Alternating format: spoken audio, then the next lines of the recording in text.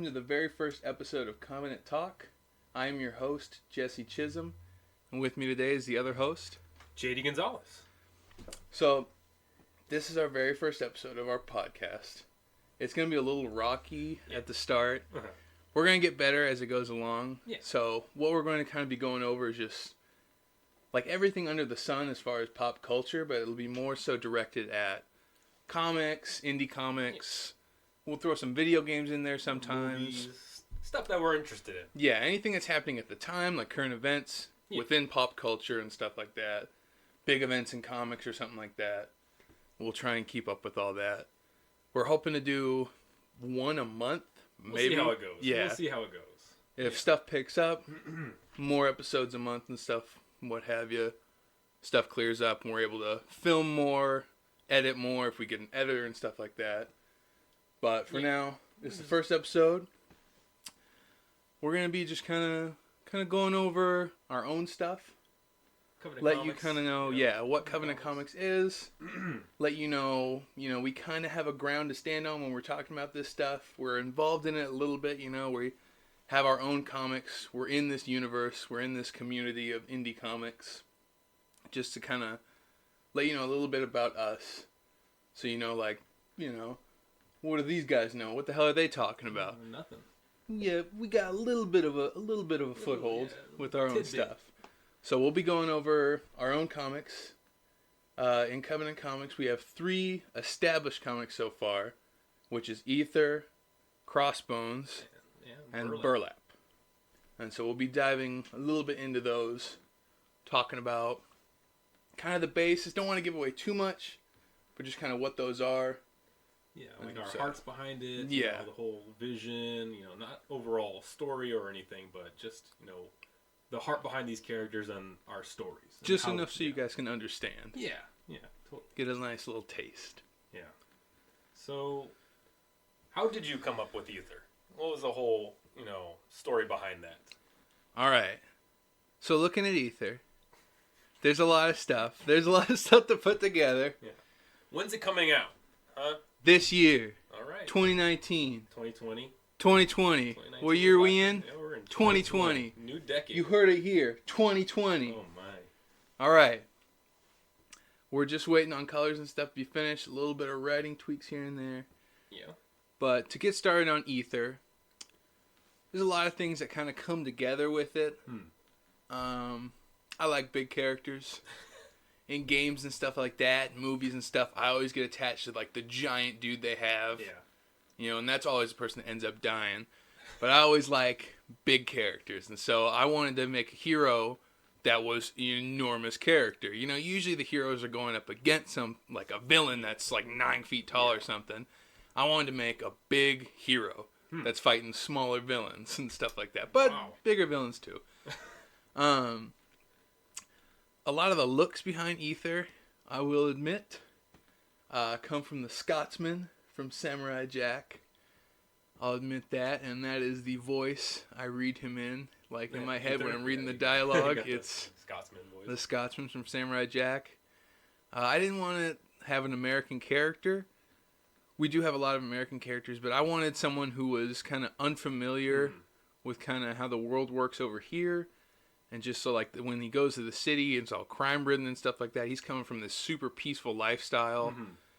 He was a cop who experienced, like, nothing. Because there was nothing going on in his town. It was just really dull, boring work. Now, I'm not saying that's what it's like over there.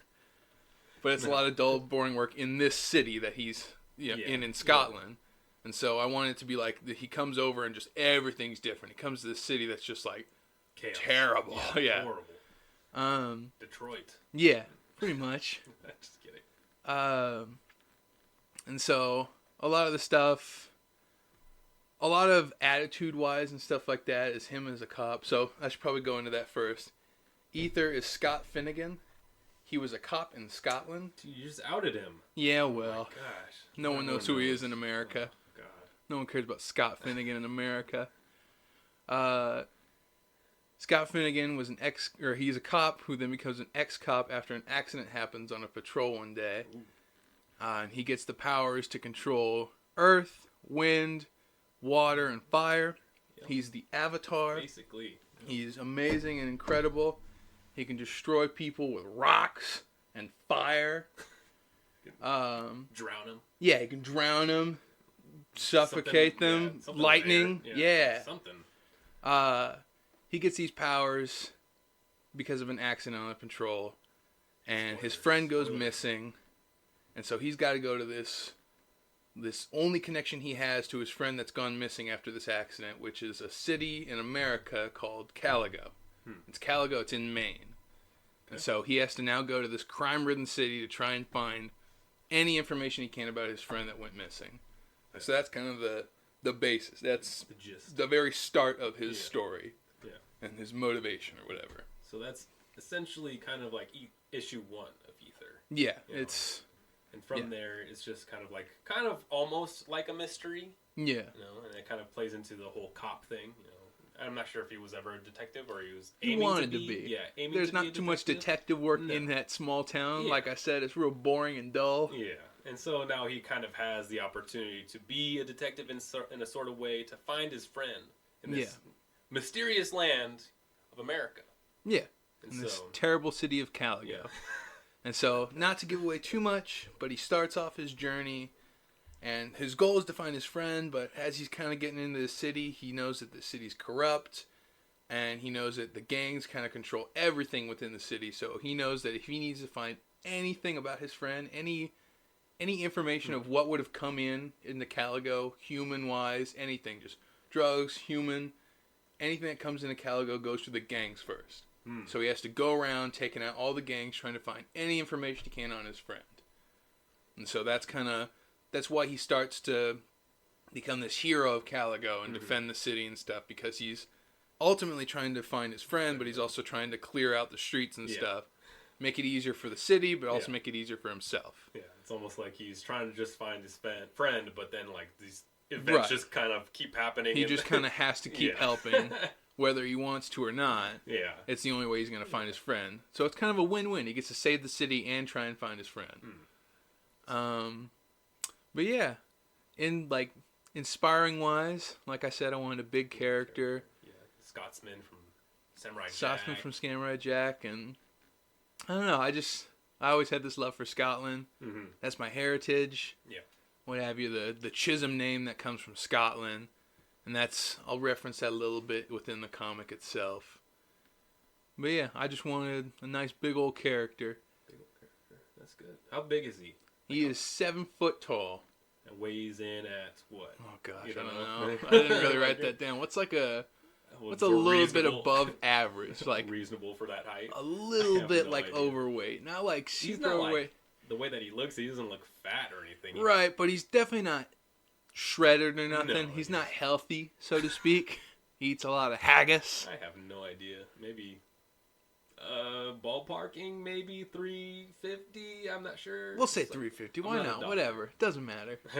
He gets stronger as he goes along. You know, taking out all these villains, he'll get stronger. I'm sure his arm doesn't help with that weight. No, definitely doesn't. Controlling rocks and stuff like that. Earth probably adds girth to him. Yeah, stuff like that. But that's cool. Is there like comics wise, like an inspiration like you draw from in that? I would say, think about that. Not too much a comic I draw from, just different like shows and what have you. Yeah. I'm trying to think if there's any comics. Detective wise, I kind of like The Question. Oh yeah. How he goes about kind of like the weird solving and what have you. Trying to solve things, but just kind of failing along the way. Really just kind of stumbling about. Right. He doesn't really exactly know what he's doing. He gets his ass handed to him a lot. Like off-brand Batman. Yeah, that's kind of what I went for. I guess attitude-wise, a lot of it comes from reading, like, Thor and stuff like that. Like his persona and his right. character. Just the kind of... Aether's more of like a... He's brave, but it's more so of a bravado. It's like, it's headstrong, kind of like, he's brave, he's strong, but he's not thinking about it. He's just kind of rushing into things. He's, he's the biggest guy in the room. Yeah, and he knows he's the biggest guy in the room. Right, so he doesn't plan anything out. He just walks in like, I'm 7 foot. I'm going to take you all out. I'm 7 foot tall, I can throw rocks. What are you gonna do? But that gets him into trouble a lot because, you know, there are villains out there that plan ahead. There are people that are quicker than him. There are people that are stronger than him. Yeah. You know, if a stray bullet happens to hit him right in the head, he's dead. Oh. You know? Dang. He's just real stubborn, too. Mm-hmm. Just that kind of, like, think about, like, Thor 1, I guess. Like, going away from the comics a bit. Thor's a lot like that in the comics, but not so recently. Yeah. But in the movies and stuff. MCU, yeah. Yeah, in the MCU, that first kind of movie where he's just kind of a boy. Yeah. Like, I'm the god of thunder. Yeah. Hammer. He's just super, like, full of himself, Yeah. and he knows that he can beat anyone. Mm-hmm. Yeah. Well, that's actually, like, that's really good. Like, I feel like it's relatable in a sort of way. Yeah. Like, we're not 7 foot, but, like, we're, as human beings, we could be stubborn and we can be prideful in a way. And so, what kind of, like, in the future, will we see him, like, kind of grow like Thor in the MCU, where he's, like, kind of, you know, growing into a man, even though Thor's, like, over, like, thousands of years old. Yeah, he's a god. Yeah. Like, are we going to see that in Aether? Like, he's going to grow and mature? Yeah. Stuff like that? Like, maybe a little bit less bravado, but still having that, like, same type of courage? Yeah. So. It kind of becomes more of, like, like you said, like, courage. Okay. It's like becoming less genuine. of, like, running in headstrong. It's, I got to protect people. I got to put others before us. I got to think before I act because someone could get hurt.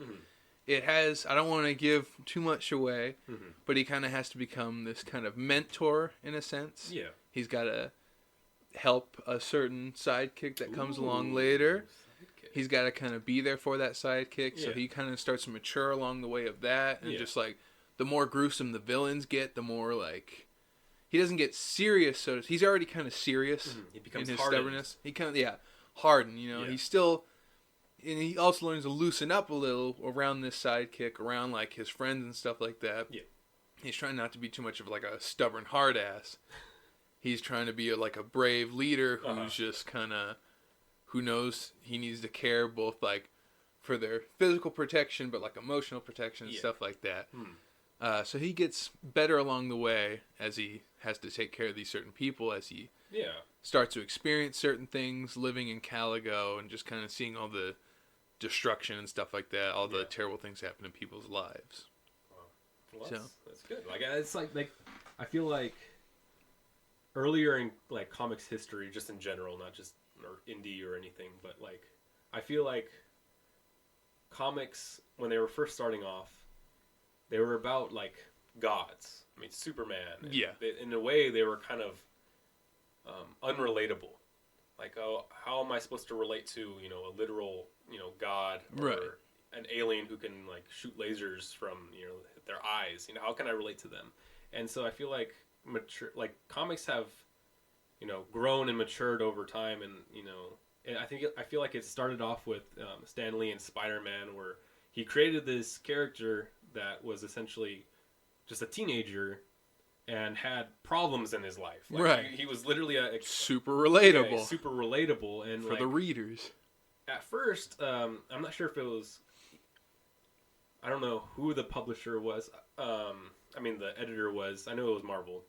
But they kind of, like, denied Spider-Man at first. They're like, a relatable character, and he's based on spiders? Like, what are you thinking, Stan Lee? Right, we don't want this. And so... there was this title, I think it was Amazing Fantasy, and they were gonna... It was ending. The title was ending, Amazing Fantasy. And so it was kind of like this thing where it's like, okay, well, I can basically do anything because the title's ending. And so... Gotcha.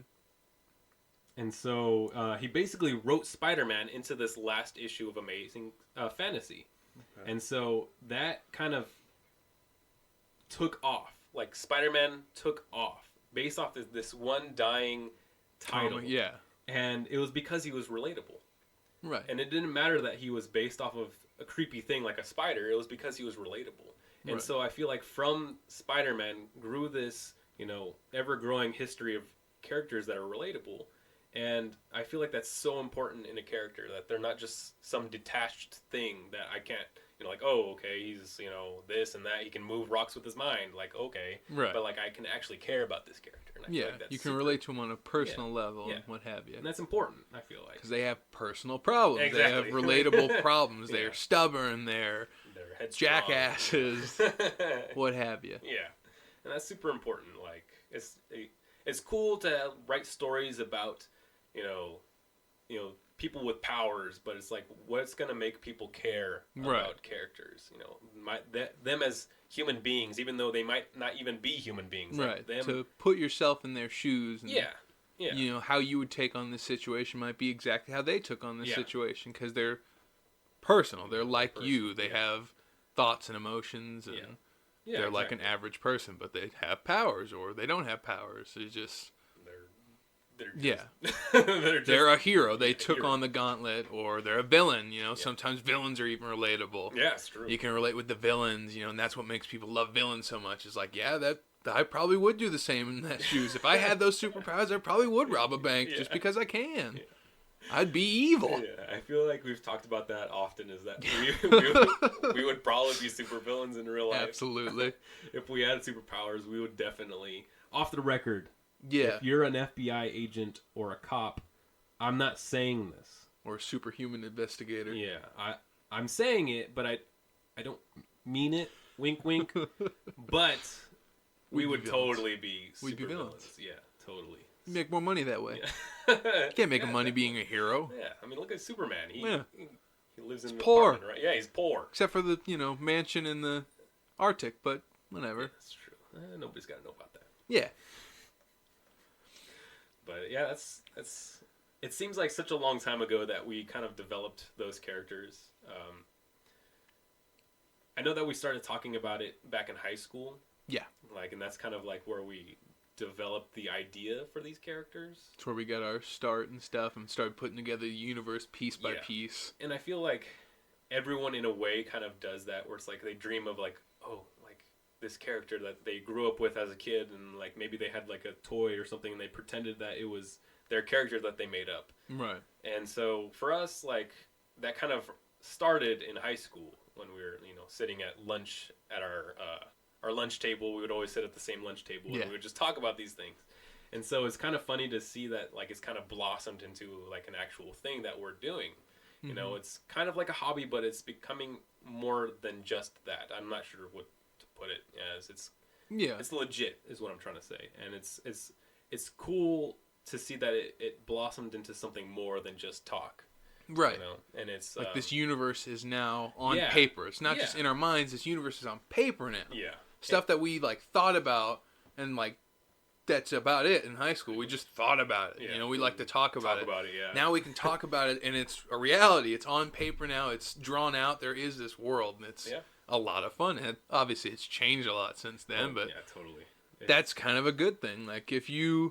If you're at a different spot than when you started, if characters evolved. I mean, Aether, when he first started out, was a 6 foot. I think he was bald and he was mute. He didn't have any powers. He just had a sledgehammer. That was about it. That was Aether originally, and we've come so far. And I like to look back on it and just, I'm so happy about just where we've come. The imagination, the world that evolved. Mm-hmm. What started out as this super small kind of thing with very little powers and stuff like that. Very little. There's creativity, but now it's so much more. We've gotten opinions from other people. We've been able to get ideas and build universes with other people and stuff like that. Yeah. They give us ideas, and it's a wonderful community, obviously. Totally. We'll talk a lot more about that throughout every episode. It's just the awesome and amazing indie community. Indie comics community is the best. They're so supportive. They love one another, and it's crazy. It's weird to, be a part of, and it's such an honor to be a part of the indie comics community. Yeah. But yeah, just going back to, where we started and where we've come. I mean, just in the last few years, we quote unquote published Crossbones in 2018, maybe. It's kind of weird, the time frame, but the years before that, it was almost like he was still an idea. Right. We've got I've gotten drawings of him from before then, and but it was never really something real. You know? Right. And he was always in the back of my mind, even from like when I was a kid. I've always had this idea of this, weirdo that can control his bones and stuff like that. He didn't even have a name back then. Yeah. Like, he was just, the bone guy. And so, it's weird now that he's legit. He's legitimate. Like, he's got 2 issues into his comic book, and, people are reading it. Like, people that I don't even know. And that's such a weird thing that for so many years, it was just this thing in my mind. And even, for you with Aether, it was just these things in our minds that nobody else knew about. Yeah, it just stayed kind of between us. Yeah. It was just this tiny little universe. Yeah, and we would just talk about it. Like, we would sit in your room and just, like, stay up till, past midnight just talking about Spouting ideas back and forth. Yeah, and it was fun back then, and it's still fun now, but it's strange to think about. It's strange that, like, people are now enveloped in this universe. Yeah. People can actually read this universe and enjoy it. It's not just us anymore. No. We have readers. We have a fan or fans. I think it's just one fan. Yeah. At the moment. But that's just something. Shout out. Do you got the name of no. the fan? We'll put it in text below right here. Yeah, hey, the shout out original to you, fan. man. Yeah. Keep reading. Yeah. Love you. Yeah. But I get what you mean. It's weird that it's no longer just in our heads. It's no longer our universe. It's something that people can read. Yeah. It's a universe that we've added other people to. We've added, like, another writer and his amazing comic and his character. Yeah. That's now a part of the universe. And now people are reading that comic. This universe is being able to, like, public. Grow, yeah. It's no longer private. It's public. Yeah. It's great. It's a great feeling. And if you're trying to get into the indie comic game, that's one of the best feelings. Yeah, definitely. Is having this private little world become public. And it's scary. It's totally scary at first. Scary. Super scary. But like I said earlier, the community. Oh, the community. It's so good. They're so supportive. There's such, like, you'll find any other indie creator, they're just like, oh my gosh, I love your comic. I read it. It's great. And, like, you start to feel this confidence and you start to share it with more people. You have someone review it. You have other people add ideas and stuff to it. And it's just an amazing community. And if you're scared about it, just focus on that community. I guarantee you'll find someone within the first day who's just like, I like your stuff. Let's be friends. Yeah, totally. And that's great. You can pretty much just message anybody and they'll give you advice. And that's what I love so much about. And that's what you were touching about. And, like, there's times where I've kind of reached out to other people, with our past Kickstarter for Crossbones. I've reached out to a couple people and they would message me back and forth, not just like one time, but like over like the, time frame of a week or so. They were just giving me advice. And it was just like, dude, like, you don't even know me in real life. Like, you're awesome. Why are you doing this for me? And it's just so genuine. And it's because they've been experiencing it too. They started off as just this real small thing. They were nervous about their own comic, and somebody kind of walked in and picked them up and, praised them for their amazing work. And so, like even us right now, we love to, like, inspire other people or just like read their work and be like, oh my gosh, this is incredible. You guys are doing such a great job. Yeah. We love this and this about it. Like, maybe if you brought in like this character and stuff like that, we'll pitch ideas to them and stuff. And it's great to just, like, we've kind of experienced both sides now, and we're still experiencing both sides. We're kind of in like a middle ground where we can help out other people and other people, so we still take advice and stuff like that and get help from other people. And it's just an amazing community that we're a part of. Yeah, and it's inspiring to see that people are making it. Yeah. Like we're making it happen, we're doing it, we're actively pursuing something, but there are people in the indie comic community that are actually doing it, and they're kind of, not that this is the goal to make a profit, but they're actually, making a huge profit off of it, and it's possible. And it's so inspiring that, like, this isn't just a hobby, or this isn't just a passion, but it has the potential to be something that's much bigger than that. Like a lifestyle. Yeah, like a lifestyle. To profit off your dream, that's the goal, you know? Yeah, definitely. And so I think that because we're never going to be perfect at the craft, there's always the process of perfecting the craft. And that's kind of like the pursuit that we're in, is just perfecting it. And whether that's, writing a script, which I should be doing right now, or, talking with your artist or reaching out to other people, whatever it is, it's perfecting the craft. And so that's kind of like my advice is just to perfect it, to pursue the perfecting of your craft. And so, I mean, I'm not tooting my own horn or anything. I suck at writing. I'm just doing it because I love it and I want to be better. You know, I'm never going to ever be perfect at writing, but I want to pursue to be better. And so that's the goal. And that's how you get better. You put yourself out there, you take criticism, you help build upon that universe. Yeah. And so it'll be weird. Here's the thing, that it's weird. I'm saying weird a lot. It's weird that one day we'll be looking back and then I'll say, it's weird that we just started that podcast. And then remember that? And remember when Crossbones was only 3 issues in? And remember when Aether was still being colored? And that's the day that I'm excited for. Yeah, the day when we can look back on like, wow, that was progress. Like now we're 50-something issues in. Like we thought 3 issues or we thought getting a comic colored was progress, which it totally is. Yeah, it is. But like that's like like what you said, that's the dream right there, is to just be like, that's how far we are in our universe and how far we are with our just dream. Yeah, and we're still at the beginning, and maybe 10 years in we'll still be at the beginning, but you know what? We'll still be doing it. Yeah, you know? Not going to give up. Heck no. I mean, that's the goal, is to keep doing it day after day and year after year. And oh man, that's so much so much Aether and Crossbones. Now, speaking of Crossbones, let's get back kind of into it. We talked about Aether for a while, and we're now 3 issues into Crossbones. We're technically in, 2, but we're working on issue 3. So let's get started on Crossbones, so people can understand. So just kind of go down the same stuff that I went through. Like, what are some of the inspirations behind Crossbones? You know what? It's weird. I don't even remember where I came up with it. This idea of, because that's all it started off with. Like, again, he didn't have a name. He didn't have anything. He was just some guy. No, he did not. He was just like, I'm imagining like just clay, like a ball of clay, and then like he was like a ball of clay that had like a little bit of shape to it. That's like, for so long, that's all he was. He had bones coming out of him. He had bones coming out of him. He was just a ball of clay that had bones in it. That's it. And so I don't even remember where I came up with that idea, but I just became so fixated at this idea from like when I was a kid. And for so long, that's all he was. He was just a bone guy.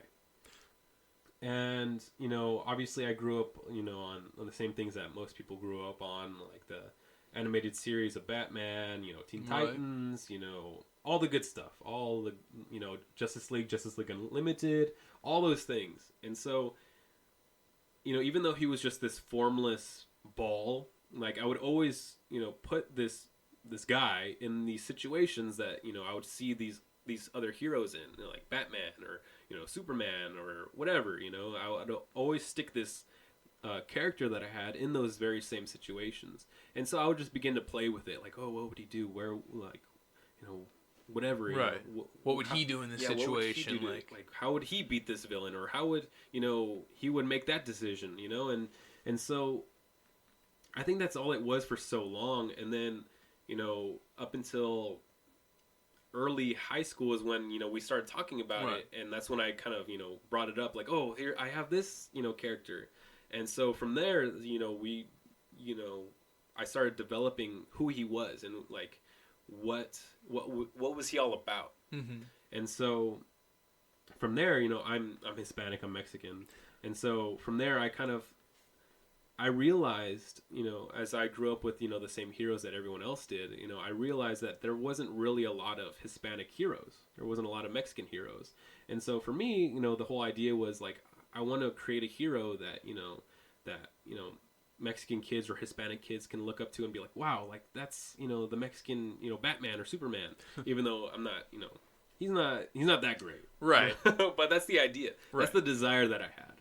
And so, he's a Mexican lump of clay with bones in it. And so he's got a face to it. He's got a shape. And so it slowly, surely from there started growing, shape. And then, one day I came up, with the name, like, oh, Crossbones. And then from, the alias, I gave him an actual human name, Dante de la Cruz. Like, whoa, shoot, that kind of rolls off the tongue, And so from there, it just slowly snowballed into this person, and you know, he's this character, and I stuck him in this city because, you know, we live, you know, low key, we live in San Diego.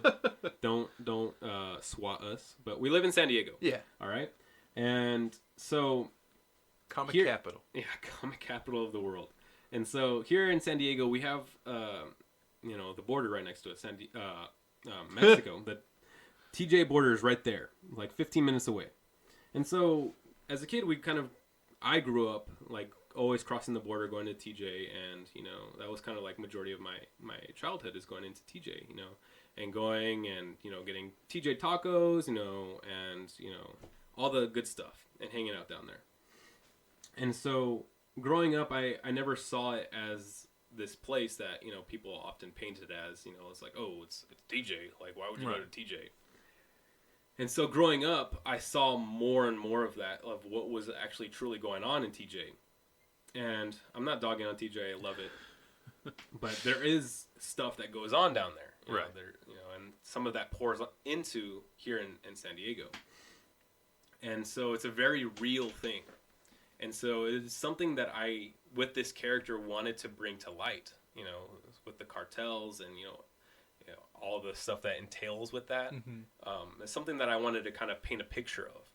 And I wanted to do it in a fun way that, you know, would be interesting to people, that people would like look at it and see that like, oh, this is real. You know, this is something that's like actually going on. And so with that came this idea of a city, and it's kind of like tongue-in-cheek with San Diego. Its name is San Diablo. Right. A little tongue-in-cheek, a little, you know, obvious there. And so that's kind of like the whole idea is that, you know, this city is based, you know, not loosely, it's based off of San Diego and, you know, what goes on, you know, across the border and even in, you know, El Paso and Juarez. It's kind of like an amalgamation of those four cities, of San Diego, TJ, Juarez, and El Paso. It's kind of like a mixture of all four. And so with this city, I stuck this character in, and he's actually a part of the cartel. And that's kind of what I was leading to, is that he's this, you know, this guy that's not necessarily a good guy. Right. He's done some horrible things. Right. And that's something that we're going to explore more about in the series. We kind of seen a little bit in issue 2 of Crossbones, some of the things that he's done. You know, we like see some flashbacks here and there, and I mean, even in the first issue when he's just that's right, putting bullets in people, and blowing up cars. Not a very nice guy. No. And so that's kind of where it goes into the relatability part aspect that I was kind of talking about. Is that I wanted to create a character that wasn't perfect. Right. And far from it. He's a horrible guy, again. Someone who's just haunted by their past. Yeah, exactly. Like, he's a murderer. Literally a murderer. He's a horrible man. And so I wanted to create this story of redemption. And that's kind of like going to be like one of the central themes of Crossbones, is we're going to see the venture of this man come from a past that is like just from, you know, murdering people and, you know, torturing people and doing horrible things, to a place of, you know, he's not thinking of himself. He's not putting himself first, and he's actually thinking of others, you know, and we're going to see that transformation. Right. You know, and that's, I feel like one of the best stories that could be ever told is, you know, a story of redemption. Right. A redemption arc. Yeah. Yeah. Because the thing is that, like, at one point or another in our life, we can relate to screwing up. Absolutely. You know, we can relate to, you know, messing up in a way, and maybe not to that degree of murdering somebody. If you have, turn yourself in right now. Unless you've already done it and done time for it, and now you're currently on your redemption arc. There you go. You're trying to build your life back together. Exactly. And so that's the whole idea, is that, you know, it's almost like, you know, a caterpillar turning into a butterfly. It's a transformation. And so he's not going to be the same guy that he was at the beginning of the series. He's going to continue to grow and, you know, be humbled and, you know, be transformed into, you know, a good guy, quote unquote. Right. And so, likewise with Aether, he's hot-headed, and he kind of masks his pain with humor. Right. And that's kind of like, because he comes from a past, spoilers to issue 1, he comes from a past of, pain, pain and suffering. He's not just been someone who's dealt pain, but he's been, given pain as well. He's suffered through pain as well.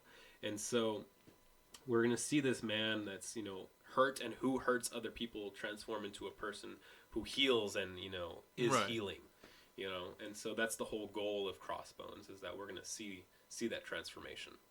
Gotcha. So, yeah. And so you touched on it a bit with the San Diablo thing. Like that's, I think it's a super clever name just because it's going against itself. It's like Saint Demon. Saint Demon, yeah. It's Saint this Devil. battle of good and evil. And so I don't know if it's too much spoilers, but the city itself is it's split in half to where it's just kind of like, not a paradise, but a clean city, a nice, clean, like, orderly city, but, they're also kind of cruel in their own way. Yeah.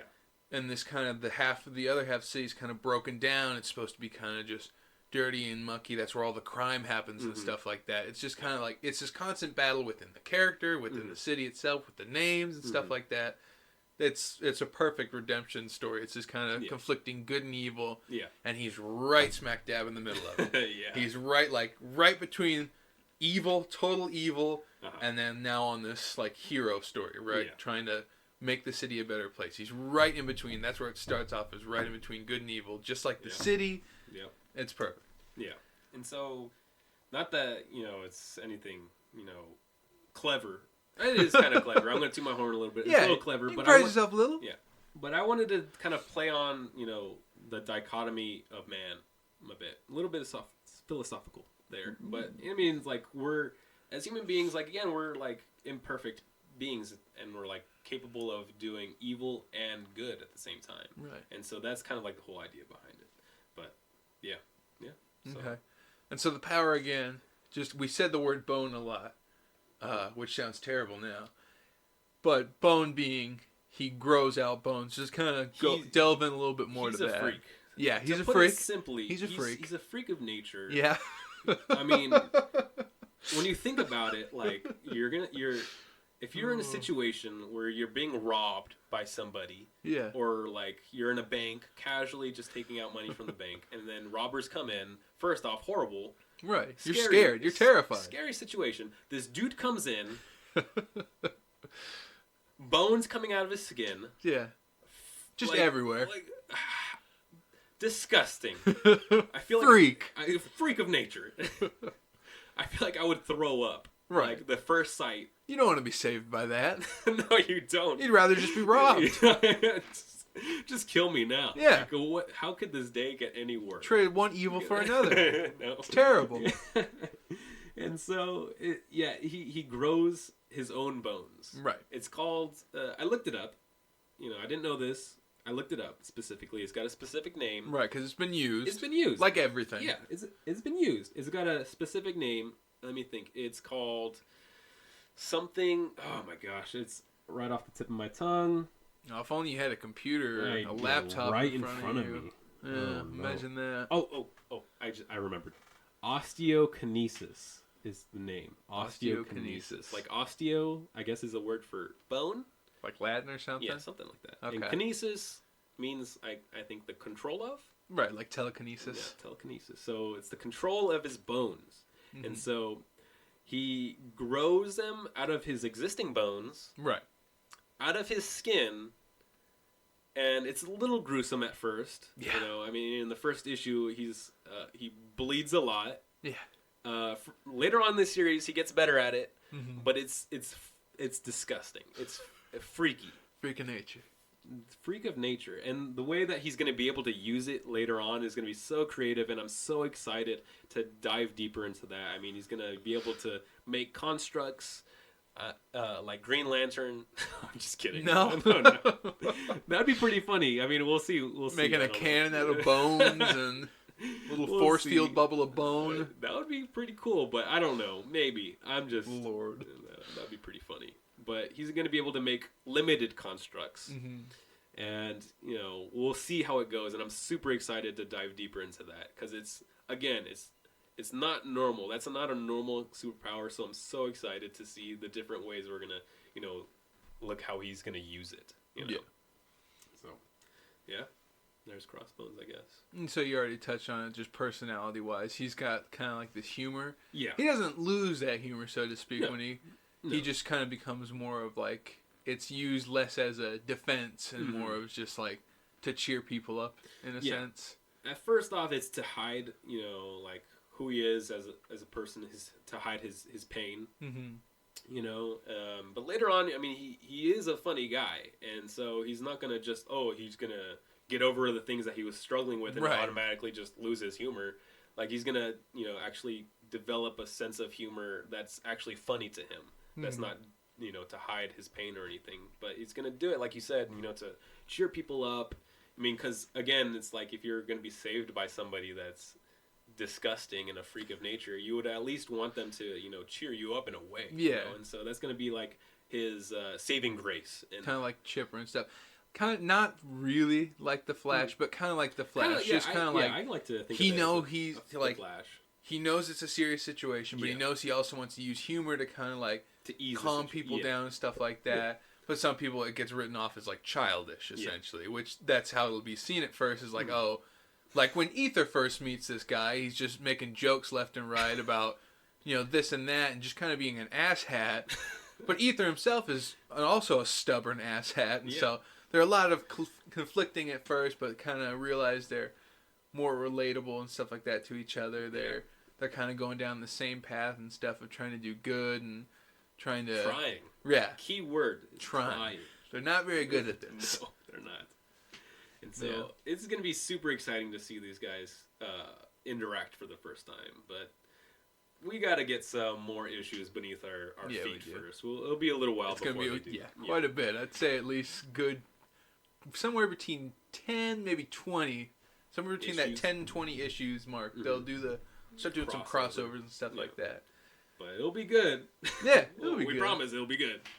And so we have our two freaks. We got the 7-foot giant who's just menacing, and half of his face is just one of the four elements, you know. At all times. So he's either spewing fire or he's just got like icicles dripping off of him and stuff like that. Yeah. So the two perfect freaks, and not to, I would assume you would call it a freak himself, but we have a third freak now. No offense, Mr. Bear, but I'm sure you also kind of see him this way. We have our third edition, who I want to say, hang on real quick, that was November. We have our little signature up there of when he joined in. Around November, we had Burlap come into the play, our third freak, and that was written by Jesse James Bear. What a name. Yeah. I love that name. It's a great name. Mr. Bear. Mr. Bear. Come on, that's such a cool name. And so he's not here, obviously, to talk about it. He lives somewhere. I don't remember. I want to say Pennsylvania real bad, but I know it's not Pennsylvania. We'll ask him after this. Philadelphia. Something like that. I don't know. Wait, no. No, okay, never mind. But he's not here to talk about it. We have read his issues, what he has available for us.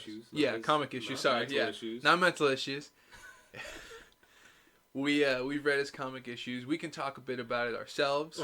You know, we've talked with him so much about his stuff. Mm-hmm. Obviously, he would talk about it the best. Super cool guy. Yeah. Amazing guy. Great addition to the team. We're so glad to have him. So we'll do our best to kind of delve into that ourselves. Do it justice to a degree. Yeah. He'll do it way more better, but we'll try. So just like kind of what we've been doing for our two characters. So I would say inspiration. He's told us he's gone over inspiration. From what I remember, it's a bit of a hacker slasher kind of Leatherface. Yeah. Mixed with like the anti-hero grittiness of the Punisher, the kind of darkness of, you know, seeing the true gritty terror in the world, or kind of like that Rorschach, and just like wanting to exterminate that evil, you know? Yeah. Yeah, just kind of like a brutal story. Yeah, and it's honestly a refreshing take on the superhero genre. Yeah. It's actually something that I've kind of been wanting for a while, but the way that I've been wanting it is like in a movie form of Batman. Because Batman is like, he uses fear for his villains and his foes or whatever. So in my idea, like the idea that I had for a movie was it would be a horror film of him kind of picking off like, muggers or something like that from their perspective. It would be like a legitimately horror movie of Batman from their perspective. Yeah, so if any of you have played, it was Arkham Knight, I think? Spoilers. So. Super spoilers. It's been a few years. Yeah. It's been a while. At the end of Arkham Knight, you're within Batman's mind, and you're doing a first-person view of the Joker. You know, you're the Joker within Batman's mind, and all of a sudden you're terrified because you're fighting Batman now in first person, and there's all these statues, and you keep turning around. There's more and more statues of Batman, and then all of a sudden he pops out of one of the statues at him and stuff, and that's kind of like just the tiniest little hint of like the taste of what it would be like to experience it from that perspective. True horror. Yeah. True horror from this person that's saving people. Yeah. But, you're terrified of a good guy. And so that's what his story is kind of around. Yeah. It's about him. It's about Burlap. Drayton. Drayton. That's right. Drayton. It's about him. Obviously, it's based on him. The whole thing centers around him. But it's from kind of like the villain perspective. Mm-hmm. You get to see more of like what the villains are thinking. Like they're like, oh gosh, this guy is able to take us out and stuff like that. We gotta, he knows exactly like who we are. He knows how to combat us and stuff like that. We got to get him before he gets us. And so it's kind of like this perspective of, like you said, they're kind of scared of him, but at the same time they know they got to fight him and kill him. That's where like the dilemma lies, where he's got to, that's his story as well, is they want to kill him. So it's just kind of like this battling thing, but it takes place more so their perspective. Yeah. It's so good. It's really good. Excited. I'm so excited to, get it out and so that other people can read it, because it is such a good book. And, him and his artist Zoran, I don't remember his last name, but he is such a good artist. Yeah. He knocks it out of the park. The book itself is in black and white, but it doesn't take away from the story itself. Like, I feel like it adds that like extra flavor, like how The Walking Dead is a black and white comic. It adds it to like that. It is so good. I love his artwork, Zoran. But I'm so excited to see how other people react to this book in the future. Yeah, this amazing book. Speaking of which, we have a Kickstarter in the works. Those are words. Yep, Kickstarter in the works for Burlap issue 1 this March 19th to be. 2020. 2020, not 2019, not last year, but this not next year. This year, 2020 of March. Yes, we are kickstarting issue 1, and that's going to be your chance. That's going to be your chance to get your hands on this book and to actually read it and see the true horror of Burlap himself. Yeah. And so I'm so excited for, everyone to read it, because I've been hoarding it all to myself and I've been enjoying it for me. Yeah. And so keep real greedy with it. Yes. Keep an eye out for Burlap issue 1 on Kickstarter March 19th. Again, March 19th of 2020. Keep that on coming. Yeah, keep that on your calendars. Mark it now. Gotcha. But the book itself is so good. I can't. Yeah, I just keep saying that. It's so good. We can't go into like too many of it. We don't know what would be spoilers. That's what I'm trying to. He would do it the best. Yeah, he would do it the best. We can kind of like bring some light to it, in like just super like vanilla kind of way. He doesn't have any powers. No, and that's what we wanted. That's what we love. Is that he's just this dude who has like skills. He's able to use knives, guns, and stuff like that. And he's going up against the people that are trained exactly how he was trained. Yeah. And we can't delve into too much of how he was trained and stuff like that. But like thin ice right now. I know. Sweating bullets. Well, it's all right. It's all right. It's good. Just take my word for it. It's real good. So. Yeah.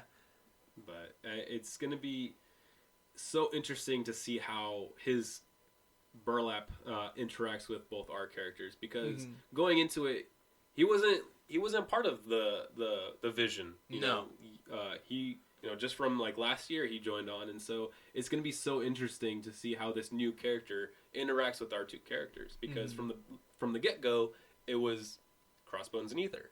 And we would talk back and forth of how they would interact. They would do this or they would joke about how they talk to each other and stuff like that. And so we've kind of formed a relationship between these two characters. And so it's going to be so interesting to see how Burlap interacts with both our characters, and it's going to be so fun just to talk about that, like we've talked about in the past. It's going to be so fun to talk about with Jesse Bear about how Burlap is going to be like an addition to our universe, right? And it's going to be so fun. I can't wait for that. This great add-on and stuff. Yes, yeah. His writing is so good. Can't praise him enough on that. So from what you've greedily hoarded to yourself, yes, and from what I've read, do you think we can kind of give a personality match a person? Because we've been giving personality-wise on the stubbornness of Aether, the kind of defensive comedy and stuff like that, and regret that is Crossbones. Does he kind of have this more so than just kind of like a revenge story or just like a justice? What kind of makes him that personal, like we've been saying, like the stuff that matches him? I'm not sure about like relatable wise, but like personality wise, I think from what Bear has shared with me is kind of like, I almost kind of think of it as like a Jason Voorhees kind of type of personality. He's like a strong Friday the 13th. Okay, right. He's a strong silent type, and it's not like childish in like a immature way, but it's like kind of like almost like a childish mentality where it's like innocent. There you go. That's the word I'm looking for. Innocent, like child. Like obviously he like murders Jason people. Voorhees, like obviously he murders people. Like, and that's not childish at all. But he's got like an innocence to him. It's kind of like pure, but it's not pure because he murders people. But it's still like he's, in his mind, it's just like he's doing it for a good cause. Essentially, because he was, again, treading on mighty thin ice here, Ellie. Mighty. Essentially, he was kind of raised in a way. He was raised for a long time with that mentality. That's where the innocence comes from, of just like, this is all he knows. Yeah. And it's kind of the same with Crossbones. Again, I'm trying not to... It's okay. I mean, I can talk about that a little. Yeah. Of just how the cartel kind of took him in. Yeah. And so that was his life. He was a little older, but that was his life, was just like, this is his family. The cartel is his family. This is all he knows. And so he kind of has that innocence, but with him, it was more of like a first-hand experience of like witnessing the crime world and stuff like that. Where it was darkness, but it was also like he was able to learn more of like personalities and stuff like that. It wasn't with Burlap, it's just kind of like this dead kind of like, not personality, but just kind of like silence and stuff like that. It wasn't like he wasn't hanging out with people that were like joking around and stuff like that and doing like legitimate business sometimes, like the cartel might be doing legitimate business. Yeah, quote unquote.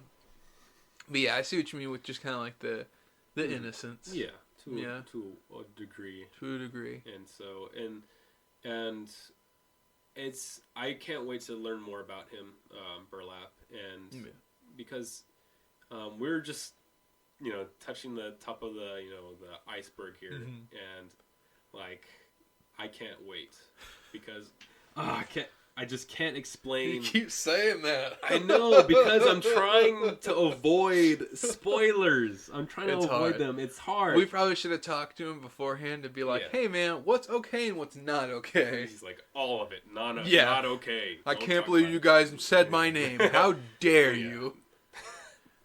No, but he is an amazing guy. He's super nice. He's super nice. Super nice. We're glad we have him.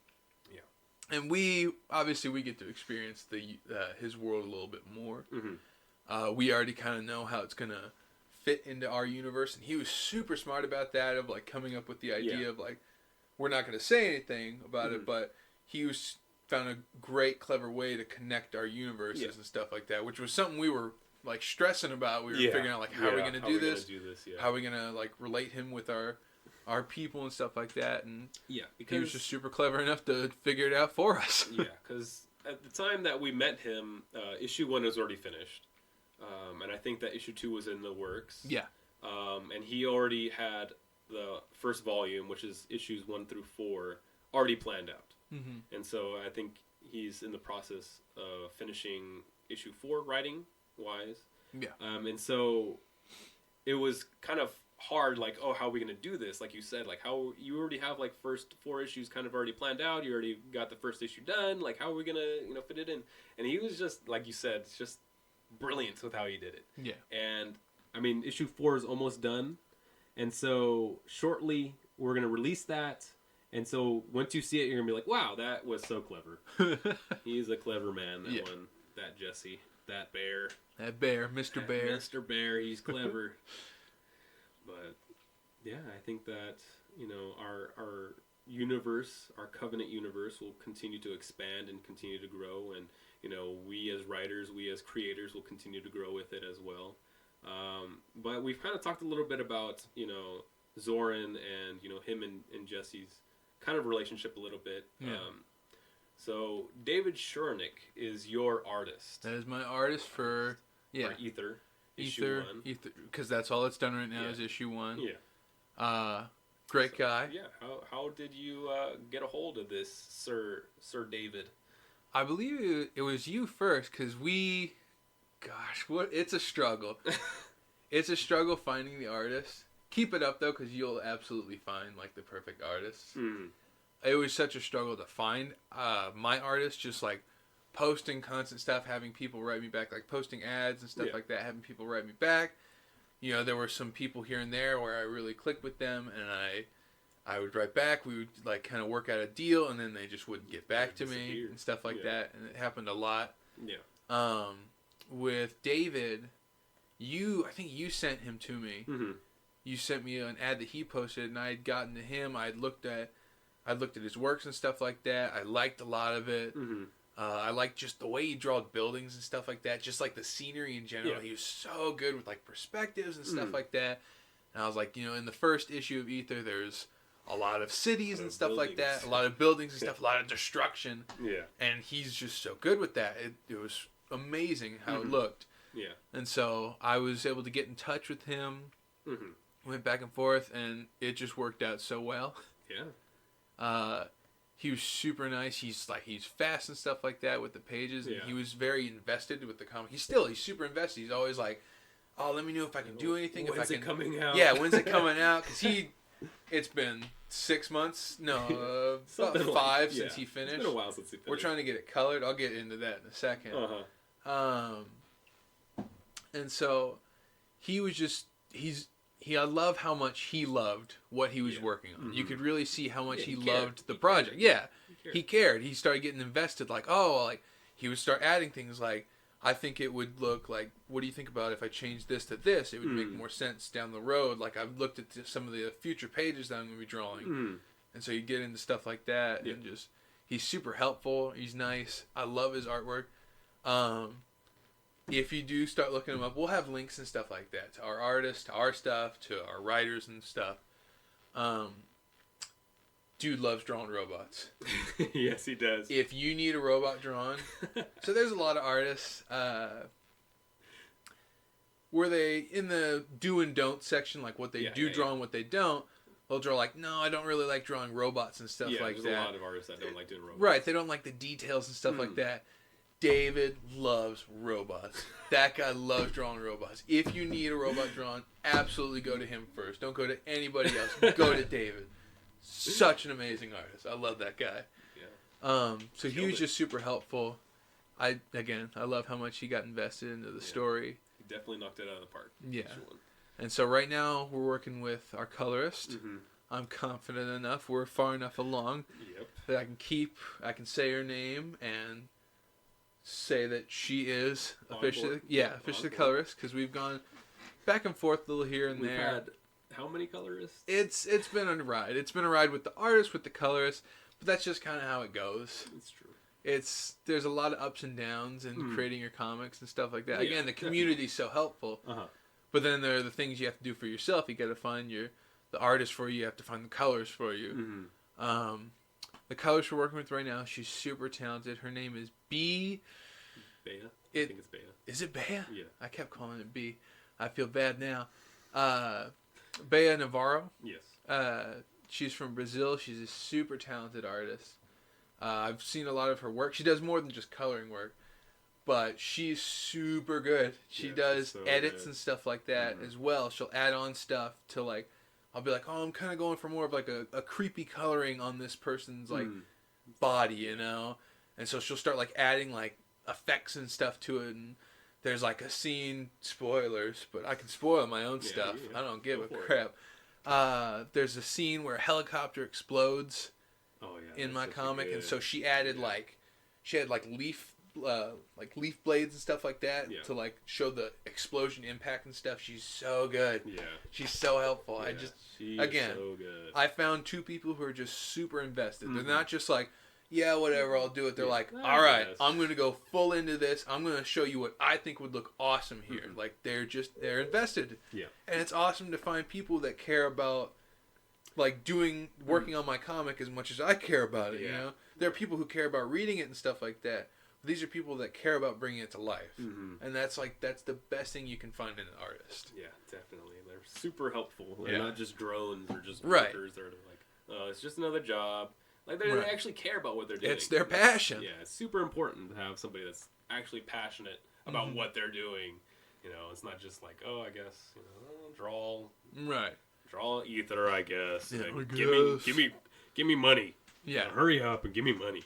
But it's you got definitely a good pair of artists there on your comic there. And you got a pretty damn nice artist yourself. Boy, do I ever! Yeah, you do. Oh Lord! So my artist, Roman Gubskii, I love this man. I genuinely love him to death. I found him on Facebook on like a group that was specifically for comic writers connecting with comic artists. I think. It's the name of it is like something long like that, connecting comic artists and writers or whatever. I found him on there. He was like one of the first people that I actually found. Like I joined that group, and he was like one of the first people that I saw. And for like before I found him, it was kind of a struggle to see what kind of art style that I wanted Crossbones to be drawn in, because like like the normal comic book.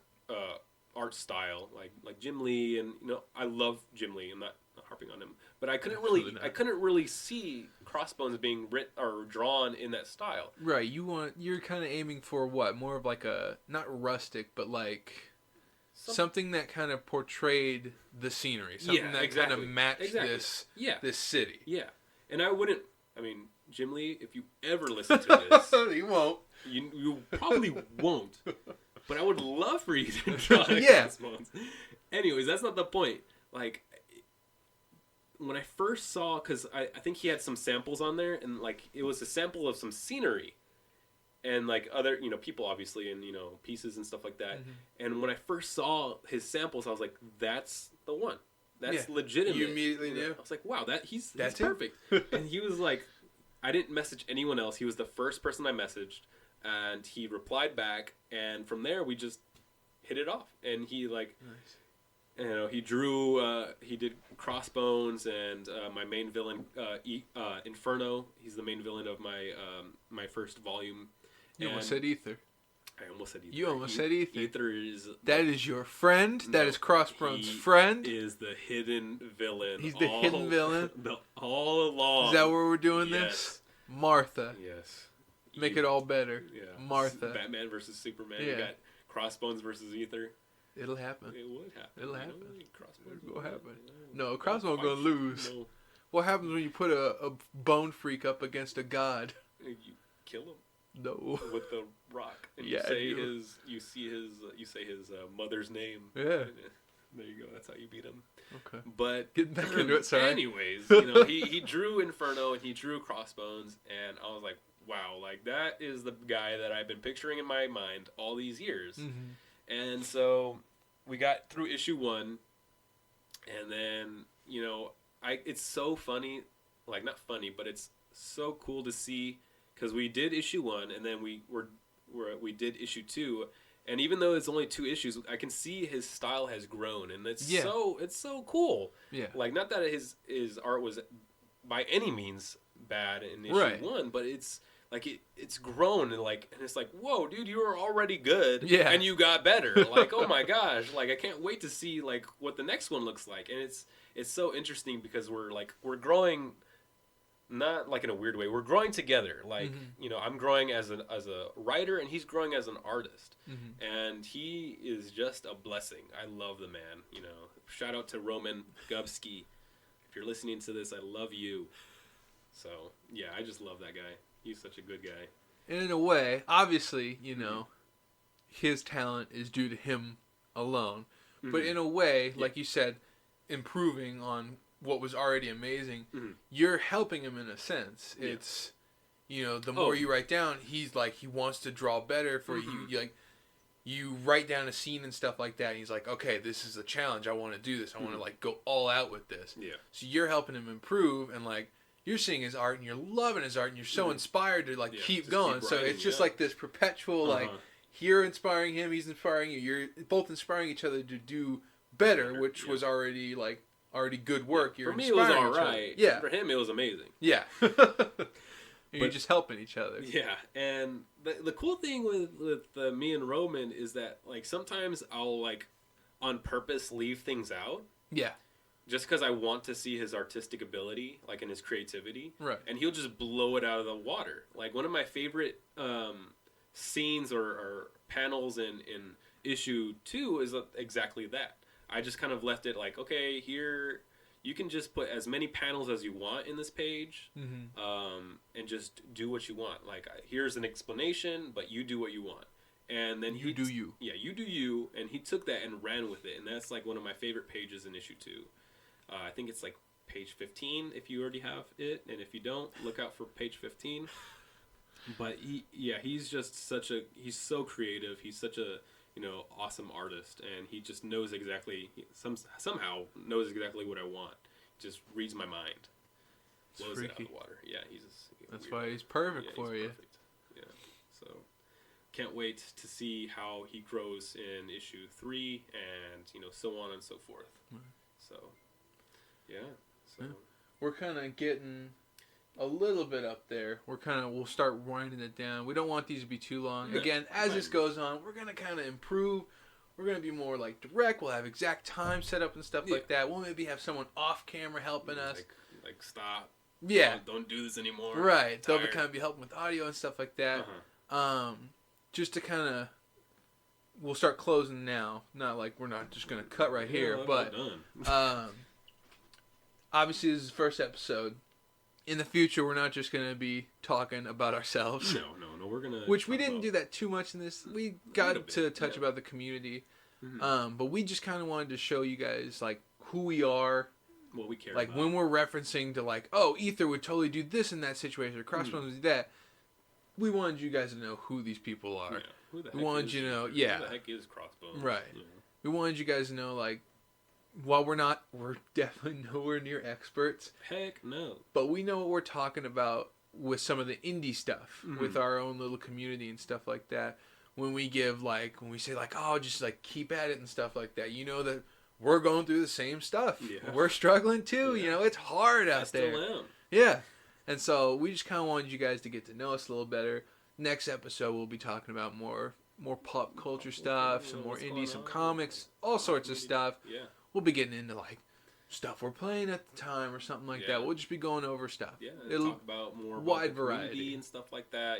What's going on in the indie comics community. Who to look out for. Keep your eye out for. I mean, if you look behind us, maybe not so much because it's kind of glary. Again, that stuff we'll fix later. We'll fix it. But here's kind of our wall of indie comics that we've kind of collected. We have a lot more coming in the mail, and over time it'll continue to grow.